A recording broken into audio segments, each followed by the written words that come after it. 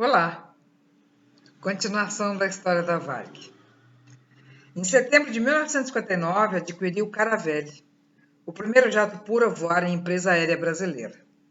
O birreator, livre de vibrações e ruídos internos, fazia principalmente as linhas Rio-Nova York e Rio-Buenos Aires. Tinha capacidade para 64 passageiros. E quando acionava suas duas turbinas, provocava um barulho ensurdecedor. Quem é dessa época deve lembrar. Uma particularidade muito interessante desse avião era que, ao pousar na curta pista de pouso do aeroporto de Congonhas, tinha como acionar o paraquedas de cauda, já que seus motores não eram dotados de reversores, para que conseguisse parar a tempo de não varar a pista, o que foi feito em demonstração prévia. Esses aviões tinham galleys, pequenas cozinhas, muito pequenas, fazendo com que os comissários se transformassem em verdadeiros malabaristas para executarem o serviço de bordo sem maiores tropeços.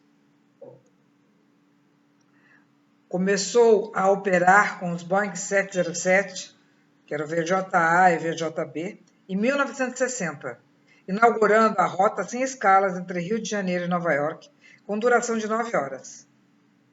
Um avanço, principalmente por ter sido a primeira companhia a usar jatos nesse trecho. Deixou seu nome, sua marca nessa rota, no que se refere ao alto padrão de conforto, segurança indiscutível e pontualidade. Passou a ser vista não como uma empresa regional, mas como concorrente das gigantes como concorrente da gigante Panam, e assim foi respeitada. A Varig, uma vez mais, demonstrou o porquê de ser chamada de pioneira. Ela comprou o consórcio real em agosto de 61, o qual havia crescido muito após a guerra, chegando a ocupar o 7º lugar no ranking da IATA, mas não se sustentou. Era até então a maior empresa aérea sul-americana.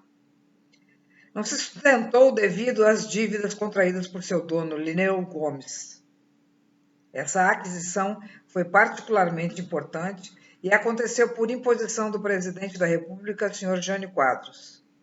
Em função disso, a Varig incorporou milhares de funcionários, muitos aviões, encargos, dívidas enormes, além dos cerca de 100 destinos no Brasil, voos para Bogotá, Caracas, Miami, México, Los Angeles, via Lima, e a concessão da linha já existente para Tóquio.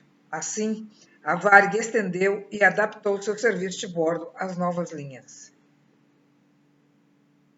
O Eletra 2 e a ponte aérea. Meu avião querido do coração. A Real tinha encomendado 3 Eletras 2 L-188 para substituírem os Constellations. E a Varig não só confirmou o pedido, como também adicionou 2 à encomenda.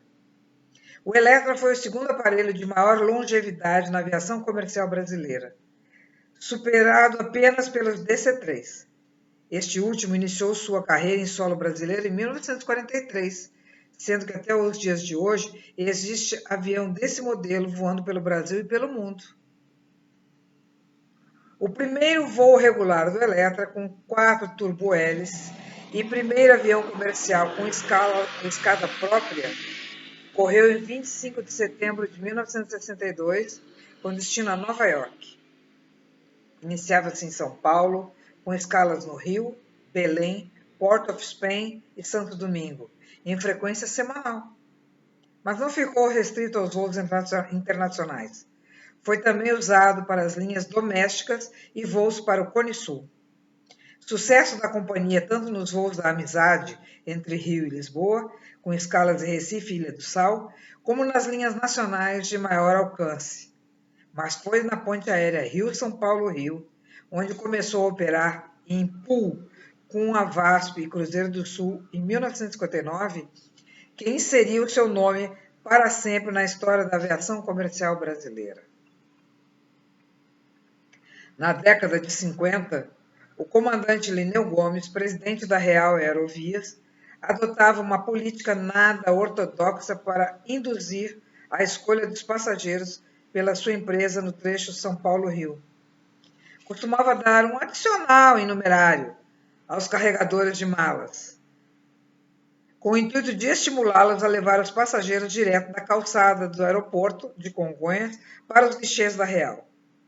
Esse fato não passou despercebido pelos gerentes de aeroportos das empresas Cruzeiros do Sul, na figura do funcionário Juarez de Azevedo, Varig, na figura do funcionário Carlos Ivan Siqueira, e VASP, Antônio Deléo, que eram os olhos e ouvidos das empresas nas áreas do aeroporto paulista.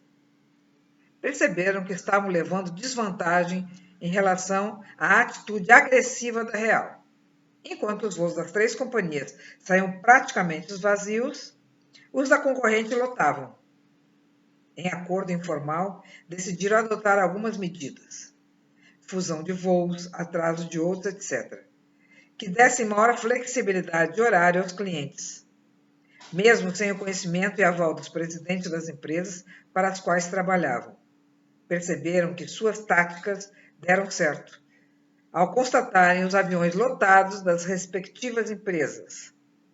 Certo dia, Rubem Berta teve a curiosidade de saber o porquê de sua saída de São Paulo ser antecipada e surpreendeu-se de saber o porquê ao saber das artimanhas dos funcionários. Promoveu reunião entre os dirigentes máximos das outras 2 empresas e viu alegremente que a ideia fantástica, além de inovadora, fora aprovada pelos demais. Apresentaram em conjunto o plano ao Departamento de Aeronáutica Civil, onde foi oficializado. Nasceu assim, em 6 de julho de 1959, a ponte aérea. Ou seja, o ano passado fez 60 anos, né? Havia balcões específicos nos aeroportos de Congonhas e Santos Dumont. Inicialmente foram utilizadas aeronaves diferentes entre as operadoras. Somente anos mais tarde, em 1975, a ponte seria operada exclusivamente com aviões Eletra, em face da determinação do governo em padronizar aeronaves com o objetivo de atingir excelência em segurança, visto que acidentes com equipamentos das outras empresas causavam instabilidade aos usuários. E tripulação técnica da Varig. Os comissários das 3 companhias variavam de acordo com o horário de voo. Ali, na ponte aérea, o Eletra foi estrela exclusiva e mito por 17 anos, unindo as 2 maiores capitais do país. Tinha capacidade para 89 passageiros e voava a 600 km por hora, em velocidade cruzeiro, com uma configuração interna exclusiva da empresa gaúcha, composta por 2 toaletes. O passageiro podia entrar e sair confortavelmente sem precisar ficar de lado. 2 galleys e um grande lounge. O primeiro a chegar foi o VJM, em 2 de setembro de 62, tripulado pelos comandantes Plato e Moscoso, e os engenheiros de voo Arteiro e Klein, em voo traslado, que significa 100 passageiros. Esse mesmo avião foi doado pela empresa ao Museu Aeroespacial da Força Aérea no Campo dos Afonsos, sendo o único Eletra do mundo preservado em museu. O seguinte, VJL, pernoitava em Nova York em 31 de 10 de 62, quando foi requisitado pela ONU para buscar em Havana seu secretário-geral, H. Thant, que estava na ilha cubana negociando a retirada dos mísseis soviéticos ali instalados, provocando temor de possível ataque nas autoridades norte-americanas. Tripulado pelos comandantes Plato e Padovani, além do engenheiro de voo Werner e o navegador Nicásio, os quais só decolaram para a missão após receberem da Varig a confirmação de seguro especial para suas famílias em caso de serem abatidos. O avião foi escoltado de Havana até Nova York por caças americanos. O Eletra da Varig escreveu seu nome na história internacional. A Varig, usou a propaganda, o mais rápido e o maior jato-hélice para a chegada desses aviões que nunca tiveram acidente fatal. Pois quando embandeirava, ou seja, digamos, estragava, para a linguagem comum de vocês, embandeirava um motor, tinha mais 3 para manter em segurança aquele que foi um dos símbolos e talvez a imagem mais fixada da estrela brasileira. Além de ter sido o melhor avião da Varig em rotas domésticas e sul-americanas. Só perdeu a primazia na chegada do Boeing 727-100 em 1970. Para se ter uma ideia da grandiosidade desses aviões, faz-se necessário mencionar que voaram o equivalente a 560 viagens à Lua, ou 17.500 voltas ao redor do globo terrestre, nesse período de ponte aérea. Os tripulantes da ponte faziam tantos voos que muitas vezes confundiam passageiros com tripulantes, e vice-versa. Foi o que aconteceu no embarque da atriz Cláudia Raia. Ao ser cumprimentada pelos comissários, apresentou-se aos colegas, dizendo seu nome. Julgando que fosse um tripulante viajando de extra, o comissário perguntou-lhe: base Rio ou base São Paulo? Ela não entendeu nada e indagou o motivo da pergunta. Depois das explicações, todos morreram de tanto rir. Tinha design interior que agradava os passageiros, em função do conforto relativo ao tamanho das poltronas. Lembra? Não é mais, né? Não é mais nada disso hoje. Bem como do espaço entre elas. Além disso, havia o lounge, localizado na parte traseira da aeronave, que era uma espécie de sala com 7 lugares posicionados em forma de ferradura que todos disputavam.